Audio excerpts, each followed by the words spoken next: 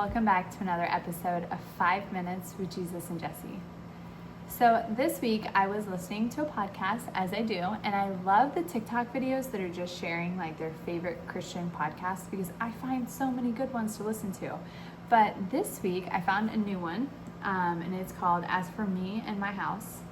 And I was listening to episode 175, and at the beginning, her intro, she said this quote, and I'm going to read it verbatim so I don't mess it up. But she said this, and this really stuck with me this week. She said, "I think my hesitation with sharing this was the unbelief of others." But then I was talking to a friend about this, and they were like, Jesus performed miracles in front of people, and they still had unbelief. And so they were like, do not allow the fear of man and someone else's unbelief to taint your faith. And I thought, this is a reality for so many people, that we allow the fear of man and we allow someone else's unbelief to taint our faith.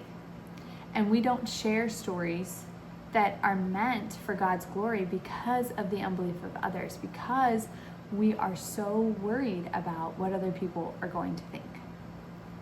I shared a message at our women's ministry night this month, and it's a message that I had lived, that I had wrote down. I was writing some of my notes from my literal journal, and it was a message that I too was a little bit hesitant to share because what would others think?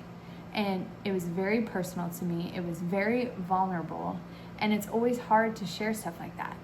But if it sat with me and God spoke this message to me, then I know that He can speak it to other people as well.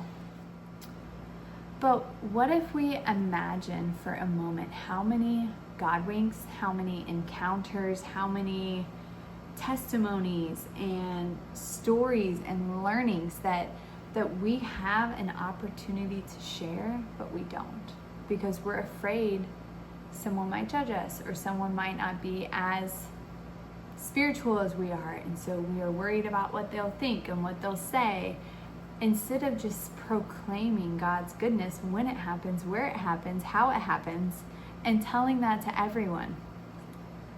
Matthew 5:15-16 says, "No one after lighting a lamp puts it under a bushel basket, but on the lampstand, and it gives light to all in the house. In the same way, let your light shine before others, so that they may see your good works and give glory to your Father in heaven." Now, don't get me wrong. There are lessons that we are in the middle of, and it's messy, and it's raw, and it's vulnerable, and maybe we don't see the end, and we don't know how things are going to turn out. And so it's scary to share those things. And I think that there is a lesson in the valley, just as there is on the mountaintop. But it's going to take some courage. And I think sometimes it's going to take some processing and some growth and some hindsight to be able to share some of the stories and experiences that we've lived through. But I think that we have to stop being so afraid of what everyone else is going to think and go ask for the prayer and go tell someone else what we're walking through and share what the valley that we're actually in, and be real and honest with each other.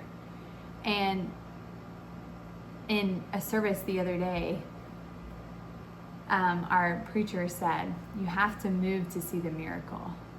And maybe it's we have to speak to see the miracle. Maybe we have to talk these things out or say them out loud or share a testimony to see the miracle. And I was thinking maybe this is actually part of our obedience, that we're not putting a lamp under a bushel. Instead, we're putting it on the lampstand and we're letting it shine for everyone around us to see. And the only way that we can do that is by sharing our story, sharing the testimony, sharing the learning. And maybe if we start telling others how God showed up in our life today or this week or this month or through this trial that we were in, then maybe we might experience more of His goodness. Luke 12:48 says, "To whom much is given, much will be required." Much has been given to you, so much is required of you. go tell of his goodness.